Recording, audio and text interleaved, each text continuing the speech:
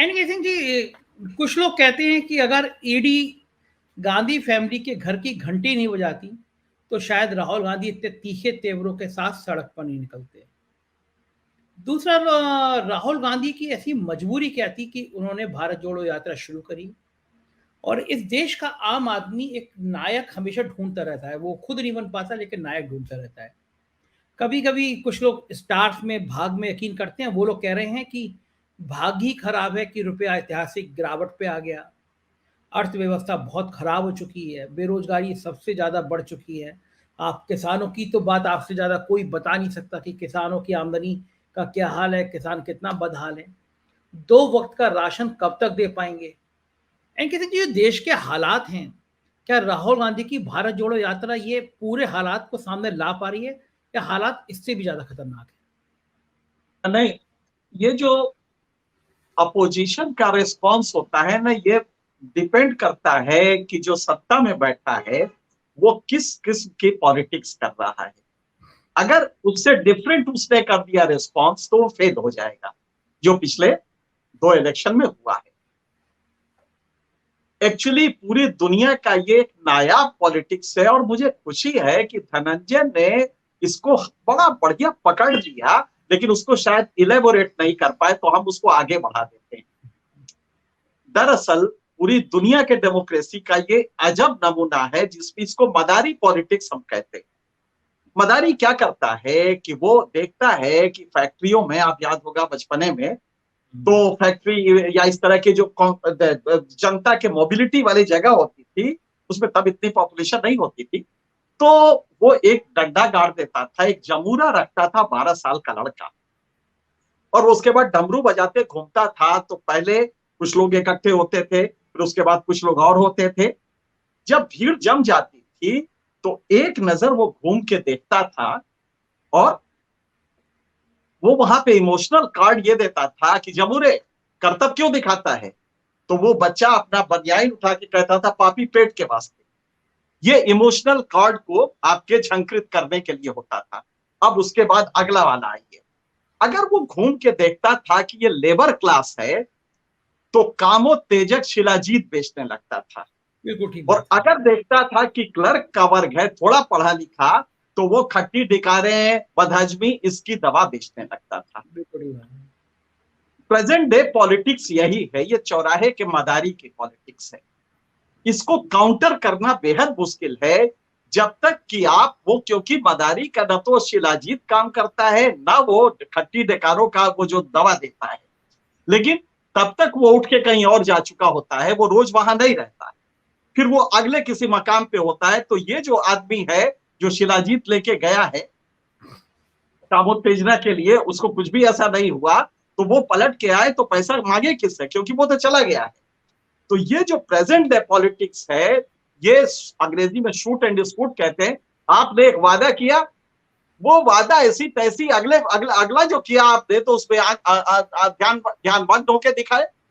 पिछले 6 दिन से रोज ये तमाशा हो रहा है, और राहुल गांधी को न्यूट्रलाइज करने के लिए, ताकि मीडिया में वो ना आए, ये रोज एक ड्रामा होता है। कभी ध्यान लगा लेते हैं, कभी वहां बैठ जाते हैं उज्जैन में, ये डेलिबरेट किया जा रहा है।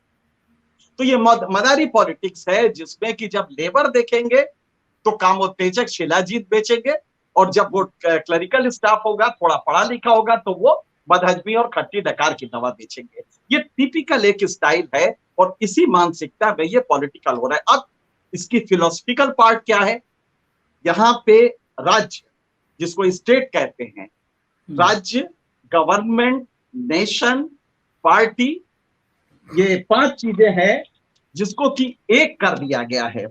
State, government, nation, party and religion.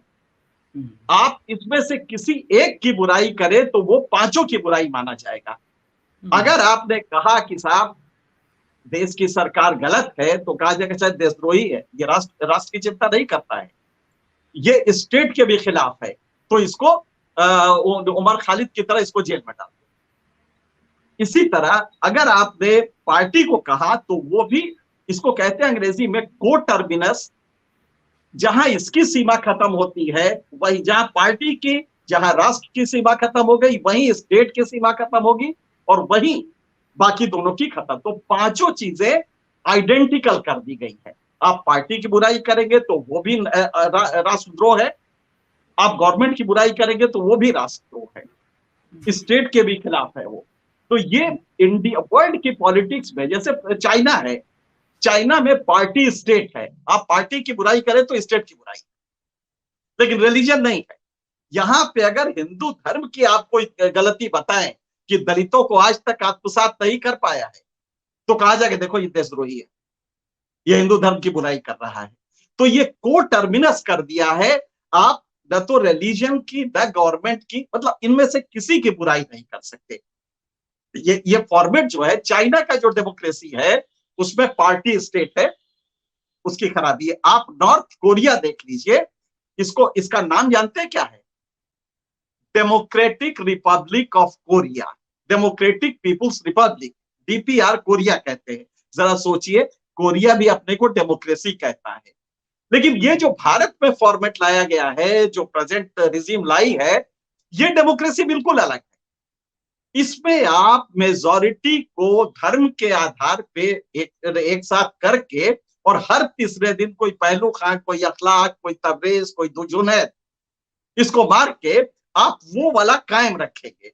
तो एक जो मिलिशिया होगी आपकी, जो गाय के नाम पे उनको दाढ़ी वाले को पकड़ती रहेगी, एक वो होगा पक्ष जो, जिसको हम कहते हैं मर्सिनरी कैरेक्टर ऑफ स्टेट। और दूसरी तरफ आप ये करेंगे कि स्टेट का जो गवर्नेंस का मॉडल, गवर्नेंस का गुरूर है, वो आप छीन लेंगे, और हर अफसर एक केचुआ बन जाएगा, रीढ़ विहीन केचुआ होगा, उसका अपना रीढ़ नहीं होगा। सरदार पटेल ने आर्टिकल 311 में इनको प्रोटेक्शन दिया, तो बहुत नाराजगी हुई। सारे मेंबर्स ने कहा साहब इन ब्यूरोक्रेट्स को आप प्रोटेक्ट क्यों रहे, आईएएस आईपीएस को प्रोटेक्ट क्यों कर रहे हैं?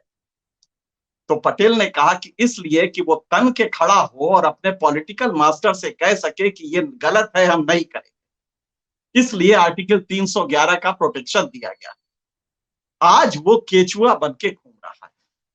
तो आप समझ सकते हैं कि ये फॉर्मेट ही, जो मोदी का फॉर्मेट है गवर्नेंस, ये आने वाले 10, 20, 50 साल स्टडी किया जाएगा कि ये फॉर्मेट है कैसा। ये डिक्टेटरशिप भी अजीब है।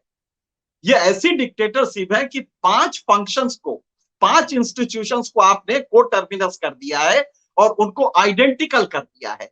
एक की पहचान दूसरे से है।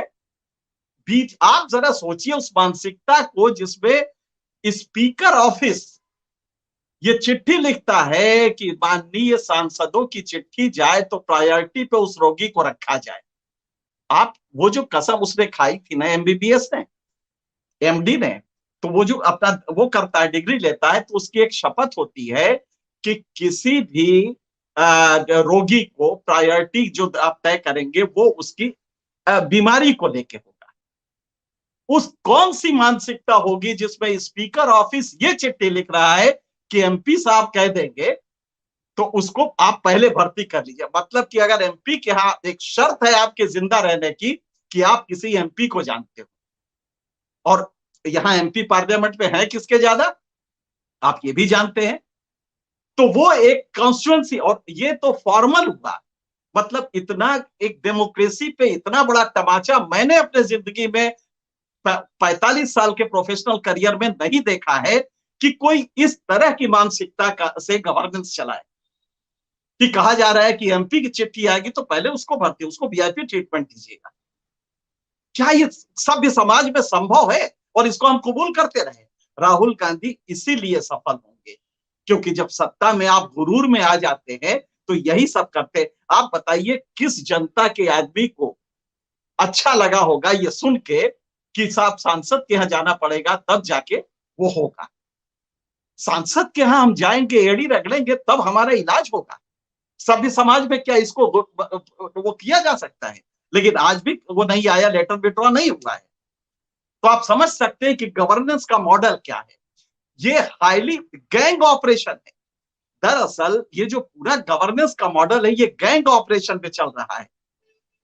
आपको ताज्जुब होगा कि एम्स में एडमिशन के लिए वहां पे एक आदमी बैठा हुआ है जिसको एम्स को बताया गया है कि जब ये आदमी, क्योंकि जितने भी संघ के लोग हैं, पार्टी के लोग हैं, वो जो मोहल्ले से कोई आदमी आता है तो किस तरह पॉलिटिकल प्रोसेस में खींचते हैं कि मोहल्ले का जो आदमी होगा, जो संघ का, वो फौरन फलाने जी को फोन करेगा क्योंकि उसके पास नंबर है तो एम्स के में जो फलाने जी बैठे हैं, और वो उसको फोन करेगा कि ये आप नहीं आदमी है, इनको भर्ती कराना है, और वो फलाने जी इनफॉर्मली एक फोन करेंगे और वो भर्ती हो जाएगा। यहां तक इसको आप ले गए हैं, तो आप समझ सकते हैं कि क्रिमिनलाइज्ड गवर्नेंस है। ये जो गवर्नेंस का मॉडल ये गैंग ऑपरेशन में कर रहा है, गैंग की तरह ऑपरेट करता है। इससे पार पाना राहुल गांधी के लिए वाकई मुश्किल है। लेकिन जिस तरह वो यंग लीडर कर रहा है, मुझे लगता है कि 64% जो अभी भी बीजेपी को वोट नहीं देते हैं, वो तो छोड़िए, जो बाकी 36 है उसमें भी काफी बड़ा वर्ग मुतासिर होगा। आप लोगों के प्रोग्राम जो सक्सेसफुल हो रहे हैं, जिसकी व्यूअरशिप बढ़ रही है, ये उसका एक वो है, एक मुजाहरा है कि वो कहीं ना कहीं से एक्सेप्टेबिलिटी, क्योंकि जब आप दिखाते हैं कि देखो ये वो नेता है ना, मदारी का काम जब होता है उसी तरह आप दिखाते हैं कि ये क्या कहा था कि डॉलर गिर रहा है तो इसमें कांग्रेस की इज्जत भी गिर रही है। अब जो डॉलर गिरा है उसमें क्या हुआ, डॉलर चढ़ता है कांग्रेस की इज्जत गिरती है। तो अब मुझे लगता है कि जब इसको आप गौर से एनालाइज करेंगे लेकिन तो सर वो अब तो मकाम वित्त आ मंत्री गया है। हाँ, वित्त अब तो वित्त मंत्री कह देती हैं कि रुपए कहाँ गिर रहा है, डॉलर मजबूत हो रहा है। हाँ, जैसे कि मतलब एक बड़ा बढ़िया तुलसीदास का है, मुदय आंख की कतहूं कछु नाही। आप आंख मूंद लीजिए, आपको कुछ भी नहीं नजर आएगा। तो ये वही वाला गैंग ऑपरेशन है जिसमें कि आप कर रहे हैं, आप ब्लॉक कर देंगे और रोज एक नया तमाशा दिखाएंगे। मदारी रोज एक नया तमाशा दिखाता है, करतब दिखाता है। तो ये जो हो रहा है कभी ध्यान में बैठ जाएगा मदारी। मतलब आप सोचिए कि 25 कैमरों के बीच में ध्यान कैसे लगता होगा, मुझे समझ में नहीं आता। लेकिन ये पूरा का पूरा जो प्रोसेस है, ये वही मदारी फंक्शन का प्रोसेस है और एक ऐसा गवर्नेंस का मॉडल है जो कि अजीब सा चल रहा है। तो इसको समझने के लिए बहुत डीप में जाना पड़ेगा। इंस्टीट्यूशंस कैसे ऑपरेट कर रहे हैं, सीबीआई, ईडी, ये तो आपने देख लिया। लेकिन वो टॉप से जब आप देखेंगे तो गवर्नेंस का एक गुरूर होता था जो आर्टिकल 311 में मिला था। उस गवर्नेंस के गुरूर को छीन लिया है आज के नेता ने। अब वो रीढ़ विहीन हो गया है। गवर्नेंस के गुरूर में होता ये था। जी जी साहब, अब क्या लगता है आपको, इसका काट क्या करेगी बीजेपी? क्या हिंदू नहीं, मुस्लिम इसका काट दरअसल इनबिल्ट होता है। मदारी के इस सेक्शन का काट बड़ा अच्छा होता है। आपने बहुत अच्छा सवाल किया, इसका काट है। दरअसल होता क्या है कि रेगुलर जब आप मदारी से दवा लेते हैं ना और उसको असर नहीं करता, तो कुछ दिन बाद आप खुद ही कहते हैं अरे तो ऐसे ही है। हमें सिर्फ ये बताना है, हमें या पॉलिटिकल पार्टीज को ये बताना है कि ये सिला विला जीत नहीं है, ये सिला जीत का आपको ताकत नहीं देता है। सिर्फ इतना ही बताना है और वो मकाम अब आ चुका है जो ये समझ नहीं रहे हैं। क्योंकि क्या होता है कि जब आप नशे में डालते हैं तो हमारी हैबिट होती है कि अब हम 2050 की बात कर रहे हैं। अब हम बड़ी बड़ी बात, क्योंकि आपके पैरामीटर जो इकोनॉमी के हैं, आपने ग्लोबल हंगर इंडेक्स देखा और ग्लोबल हंगर इंडेक्स में एक बात छोड़ दी जो अनिल जी ने, वो ये था कि पिछले 38 साल में इस 3 चीजें होती है, 4 वेरिएबल पे वो कर रहे हैं। स्टंटिंग, नाटापन बच्चों का, वेस्टिंग, कद के हिसाब से दुबला होना, child mortality at birth and average nutrition, ये 4 वेरिएबल्स लिए हैं। और आपको ताज्जुब होगा कि दुनिया में सबसे ज्यादा वेस्टिंग मतलब लंबाई के हिसाब से दुबला होना, और ये सारा माल न्यूट्रिशन से होता है। सोमालिया भी हमसे ऊपर है, हमसे बेहतर है। और जिस दिन ये रिपोर्ट आई उस दिन भारत सरकार ने कहा अरे ये तो साजिश है, हम लोग बदनाम करने की साजिश है, और हम लोग जो फ्री राशन दे रहे हैं उसको नहीं। अरे तुम्हारे एफर्ट की बात नहीं है, तुम्हारे ही ये फिगर है, NFHS 5 के फिगर है जिसमें कि वेस्टिंग आपकी बढ़ी है 38 साल में सबसे ज्यादा वेस्टिंग बढ़ी है। मतलब कि माल न्यूट्रिशन, तुम्हारे यहाँ वो बच्चा जो पैदा हो रहा है, और ड्रामा क्या है, मदारी का खेल क्या है, 2018 में आपने कहा था कि हमने डेमोग्राफिक डिविडेंड का वो एक्चुअली होता ही है, डेमोग्राफिक डिविडेंड जो होता है 15 साल से 60 साल की टोटल पॉपुलेशन, जब 60 साल से ऊपर की पॉपुलेशन को क्रॉस करती है तो उसे डेमोग्राफिक डिविडेंड कहते हैं। 2018 में वो क्रॉस कर गई, लेकिन हमारे बच्चे अब भी नाटे हैं, ऊंट हैं, मतलब कि वो अच्छे नागरिक नहीं बनेंगे। बिल्कुल। कैसे नया भारत बनेगा? तो वो आप दबा देते हैं, और आप तब बताते हैं, देखो एयरपोर्ट कैसा है, देखा ना एयरपोर्ट हमने कितना बढ़िया बनाया है, इंटरनेशनल ग्रेड का एयरपोर्ट बनाया है। तो ये मदारी को कुछ नहीं करना रहता है, सिर्फ दोनों चीजें आप दिखा दे, वो आप कर रहे हैं, हम सब कर रहे हैं, और वो पॉलिटिकल पार्टी को ये समझ होनी चाहिए। एनएफएचएस मुझे तो रटा हुआ है, और आज का नहीं रटा है, पिछले 5 मोदी का इंटरव्यू ही हमने एनएफएचएस 4 पे किया था, 3 पे किया था 2007 में।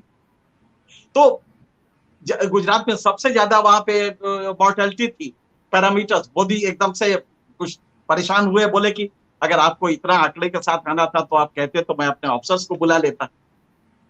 तो आज हमें, और पॉलिटिकल पार्टीज मूर्खता क्यों कर रही है? गुजरात के मुख्यमंत्री का इंटरव्यू आपने किया था जी, और उसमें जो आपके आंकड़े थे उस पर प्रधानमंत्री ने कहा कि अगर इतने आंकड़े नहीं, मैंने एक चालाकी की थी, मैं धोती कुर्ता पहन के गया था, तो जो हमारी रिपोर्ट्स थी वो धोती के पैर के पीछे थी, वो उन्होंने देखा नहीं।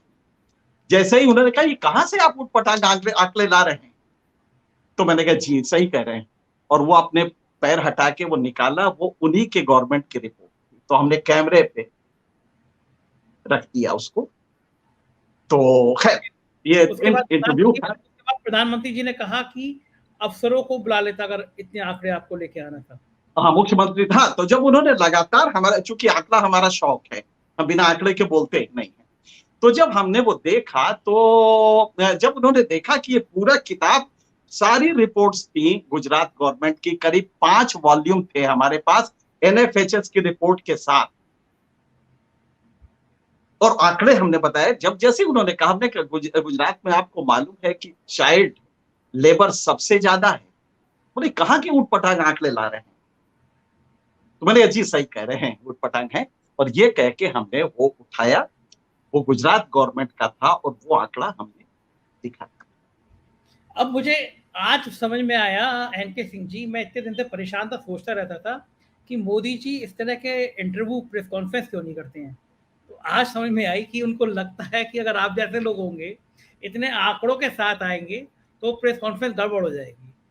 आज पता तो हाँ, नहीं मतलब ये जनरल है कि भाई नेताओं को आंकड़े नहीं होते होंगे, लेकिन मोदी जी को तो आंकड़े बहुत अच्छे मालूम है। मुझे याद है कि अगर देश में कोई एक आदमी डेवलपमेंट के आंकड़े पूरी तरह समझता है तो वो देश के प्रधानमंत्री हैं, और मैं व्यक्तिगत रूप से ये कह सकता हूं कि मैं उनका मुरीद हूं आंकड़ों को लेकर। लेकिन आंकड़े आपके फेवर में ही थोड़ी रहेंगे। सेलेक्टिव एप्रोप्रिएशन कहते हैं तर्कशास्त्र में, कि आप अपने वाले आंकड़े ले लेते हैं, तो अगर आप वो सब्जेक्ट जानते हैं तो धीरे से कह देंगे कि नहीं वो वाला आंकड़ा भी देख लीजिएगा।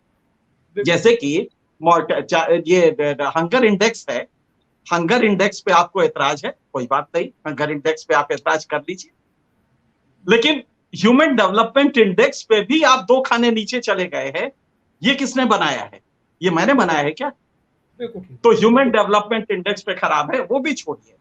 बेरोजगारी, कोई बैठे, एक्चुअली इंटरव्यू क्यों नहीं दे रहे हैं?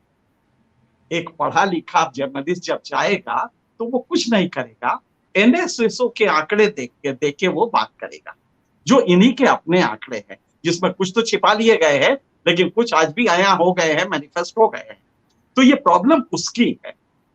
तो अगर आप फिगर्स के साथ जाएंगे, तो आज अगर आप कहिए तो मैं अगले 2 घंटे बोलूं कि पैरामीटर्स कहां डाउन है, क्योंकि इसके लिए समझना पड़ेगा उस पूरे स्टेट स्ट्रक्चर को। लेकिन जो आज हम देख रहे हैं, दुनिया के इतिहास स्टडी कर अगले 30 साल लोग सर खुजलाएंगे कि ये गवर्नेंस का मॉडल है कौन सा, और तब समझ में आएगा कि यार ये तो समझी में नहीं आया, क्योंकि ये हिटलर से भी अलग है।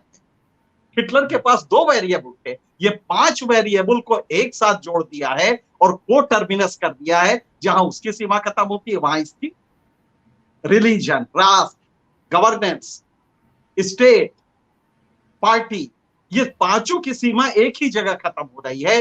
और गवर्नेंस का गुरूर खत्म करके आपने उनको केचुआ बना दिया है, ताकि जब कहें कि खड़ा हो जा तो बमुश्किल से वो खड़ा होगा, और खड़ा होगा तो किसी विपक्षी के घर चला जाएगा। एन के सिंह सर, मुझे याद आ रहा है कि आपने एक बार मुझसे एक लाइन कोट करते हुए कहा था कि जब भीड़ आती है जाती है, नेता एक जगह खड़ा रहता है, वो घटना इतनी बड़ी नहीं होती। मुझे आपकी बातें याद रहती हैं, आपने मुझे पत्रकारिता की वो चीज़ें सिखाई एन के सिंह जी, मुझे याद रहती हैं। फिर आपने कहा था ये बहुत बड़ी बात होती है कि नेता मूव कर रहा होता है और पब्लिक खड़ी होती है, ये राजनीति में बड़ी चीज़ होती है। क्योंकि अनुभव बहुत है आपका, आपने पूरे देश की और शायद देश के हर राज्य की राजनीति को बहुत करीब से देखा है। राहुल गांधी को यात्रा निकालने की जरूरत क्यों पड़ी, पहला सवाल। और क्या इस राजनीति से कांग्रेस का भविष्य बदलते हुआ देख रहे हैं आप? ये जो पप्पू शब्द का इस्तेमाल किया बीजेपी ने, पप्पू से ध्वनि क्या निकलती है? एक ऐसा युवा जिसके रिफ्लेक्सेस पुअर हैं, जिसका आईक्यू लेवल लो है, जिसका एजुकेशन कम है, जो एग्जाम में फेल हो जाता है और पापा के पास आता है, कहता मैं फिर फेल हो गया। ये इस तरह का एक इमेज होता है जो पप्पू का इमेज होता है। तो राहुल गांधी को शहजादा नहीं कहा गया, ये लोग एक ऐसा मैसेज दे रहे थे कि ये लो आईक्यू है, ये इसके रिस्पॉन्सेस पुअर है, ये पॉलिटिकल या सोशल इश्यूज पे ये रेस्पॉन्ड नहीं करता है, लिहाजा कुल मिला के ये पॉलिटिक्स के लिए मुवाफिक नहीं है। ये मैसेज देना चाहा था राहुल गांधी। ये बात सच है कि एक रिलक्टेंट पॉलिटिशियन थे, जो कि बहुत दिलचस्पी पॉलिटिक्स के, एक्टिव पॉलिटिक्स में नहीं रखते थे, ये बात सच है। और कांग्रेस के लिए मजबूरी ये थी कि भारतीय समाज में यूनि लीडर एक्सेप्टेबिलिटी होती है, एक ही नेता की एक्सेप्टेबिलिटी होती है। कम्युनिस्ट पार्टी को छोड़ दीजिए तो ब्रॉडली एक ही नेता उसमें होता है और उसी के हिसाब से वो पार्टी चलती है, कोई दूसरा उसमें नहीं होता। सोनिया गांधी होंगी, Nehru darling of the masses थे, इंदिरा गांधी थी, नरेंद्र मोदी हैं, मुलायम सिंह थे। तो ये यूनि लीडर पार्टी होती है, लिहाजा इसमें कोई दूसरा नहीं होता। राहुल गांधी इमर्ज नहीं किए, सोनिया की लैंग्वेज की प्रॉब्लम थी, और अदरवाइज आप याद रखिएगा कि सोनिया की एक्सेप्टेबिलिटी बहुत ज्यादा थी, साधारण नहीं थी, बहुत जबरदस्त थी। अब इसमें बेसिक अंतर क्या आया? राहुल गांधी जो ये यात्रा कर रहे हैं, ये जो यात्रा होती है ये बड़ी अजीब एक चीज होती है। इसमें लीडर मोबाइल होता है और मासेस स्टैग्नेंट होते हैं, खड़े होते हैं। ये फॉर्मेट ही बिल्कुल अलग है। जैसे रैली का फॉर्मेट अलग है कि मासेस को आप पूड़ी कचौड़ी खिला के बुला के लाते हैं, बसों में भर के लाते हैं, बाहर से लाते हैं, तो वो ज्यादा इंटरेस्टेड होती है कहीं घूम के देख लेते हैं, वो शहर देखने में, पूड़ी खाने में और घूमने फिरने में। ये जो यात्रा होती है इसमें लोग खुद आते हैं, और ये खुद आके कोशिश ये रहती है कि वो उत्सुकता से सेल्फ ड्रिवन होते हैं, लिहाजा राहुल गांधी ने ये फॉर्मेट चुना। अब पब्लिक एक्सेप्टेंस, अचानक राहुल गांधी जब अपनी माँ के जब आती है तो उनका जूता ठीक करते हैं, उनके जूते का फीता बांधते हैं, इंडियन मासेस में जो मैसेज जाता है वो जबरदस्त जाता है। इसको अंग्रेजी में कहते हैं फिलियल अफेक्शन, माँ बेटे का अफेक्शन।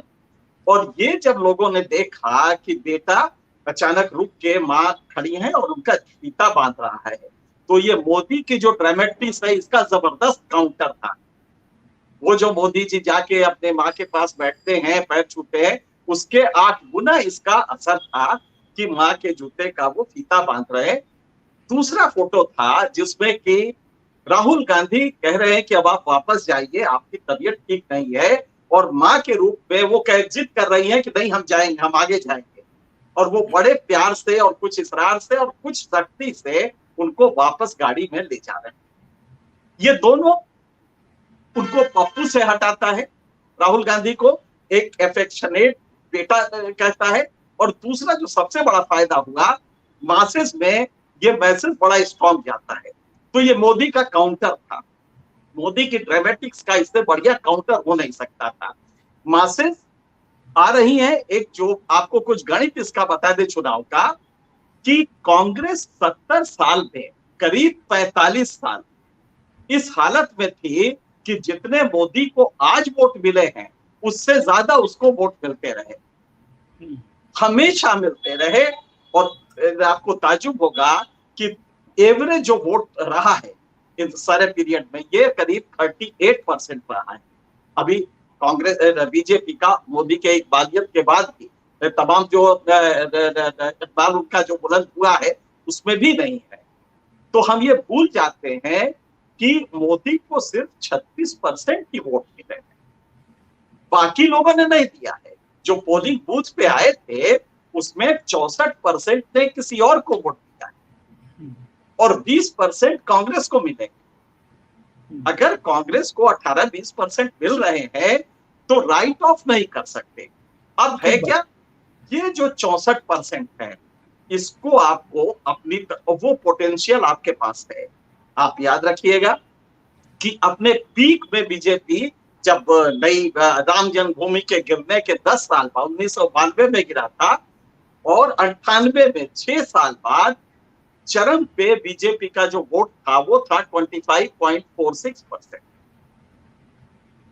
उसके बाद गिरना शुरू हुआ 99 में, 2004 में, 2009 में बीजेपी का वोट लगातार गिर के 18.6% पे आ गया, लगातार गिरता रहा और यही बीजेपी थी। लेकिन 14 में आते आते अचानक ये 1.5 गुना हो गया और 31.3% पे आ गया और इस समय 36.5% पे है।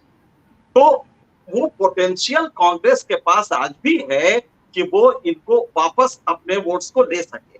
राहुल गांधी जो कर रहे हैं इसमें मासेस के साथ वो मिल रहे हैं और वो एक्सेप्टेबिलिटी उनकी बढ़ रही, क्योंकि पिछले 8 साल में गोदी मीडिया ने भले न दिखाओ लेकिन ये आप लोगों का धन्यवाद है, हम सब ने मिलकर कम से कम वो चेहरा दिखाया।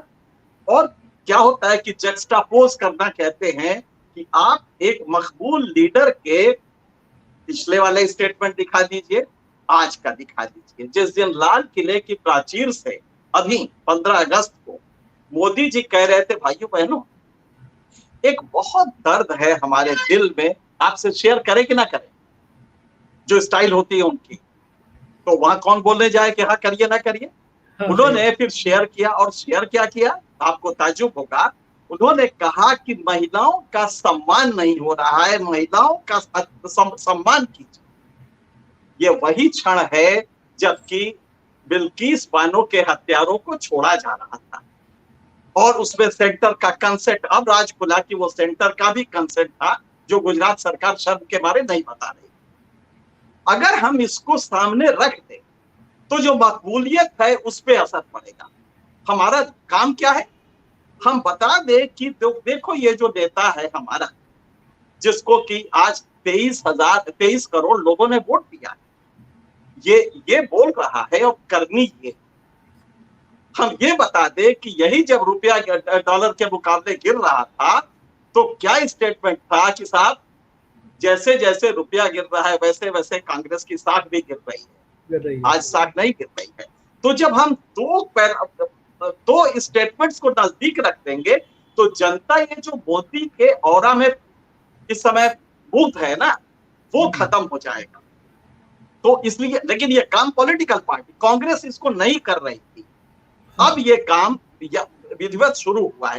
तो मुझे लगता है कि ये फर्स्ट पार्ट हम जो आप कह रहे, हम इसके बाद बताएंगे कि प्रॉब्लम है कहाँ, नेक्स्ट सवाल जवाब पूछेंगे। लेकिन अभी ये मकबूलियत राहुल गांधी की बढ़ रही है और वो जो 64% है पोटेंशियल, सिर्फ वही नहीं, मुझे ताजुब नहीं होगा कि मोदी के जो बेस वोट है वो भी शिफ्ट हो कांग्रेस में, बशर्ते कि राहुल गांधी इसी तरह करते रहे। हाँ ये बात सही है कि जो स्यूडो सेक्युलरिज्म कांग्रेस कर रही थी, समाज बदल रहा था। आप एक ही फॉर्मेट लेके जो कॉन्स्टिट्यूशन बन रहा था उस समय का फॉर्मेट था नेहरू का, आप उसको लेके नहीं चल सकते। लिहाजा आपको वो चेंजेस करने थे। क्वालिटी ऑफ कलेक्टिव कॉन्शियसनेस बदल रही थी, सामूहिक चेतना शिक्षा की वजह से, पर कैपिटा इनकम की वजह से बदल रही थी। लिहाजा कांग्रेस को अपनी पॉलिटिक्स बदलनी थी। अगले चरण में हम ये बताएंगे कि ये कौन सा फेज है पॉलिटिक्स का, इसको काउंटर कांग्रेस कैसे कर सकती है। लेकिन अभी हम ये कह सकते हैं कि बेहद एक पॉजिटिव अपोजिशन में जो कमी आ गई थी वो राहुल गांधी की इस यात्रा से दूर हुई है।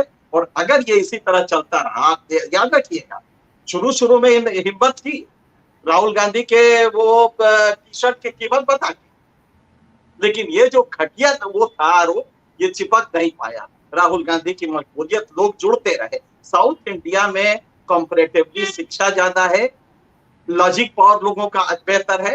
लिहाजा साउथ इंडिया में बीजेपी इसीलिए बहुत जीत नहीं जा पाई और इनकी गिमिक्री नहीं चली। नॉर्थ इंडिया में कैसे बिहेव करेगा, हम यही चाहते हैं कि नॉर्थ इंडिया का समाज भी ये समझे कि राहुल गांधी क्या कह रहे हैं, क्या कर रहे हैं, और उसके बरक्स मोदी की जो ये डबल फेस है, जो वो कह रहे हैं और जो कर रहे हैं। 15 लाख जब लोगों के जेब में डाल रहे थे उस समय अगर कैलकुलेट करें तो वो जो टोटल पैसा था वो भारत के 48 साल के बजट के बराबर था। क्या मोदी जी को 5वें की गणित नहीं मालूम?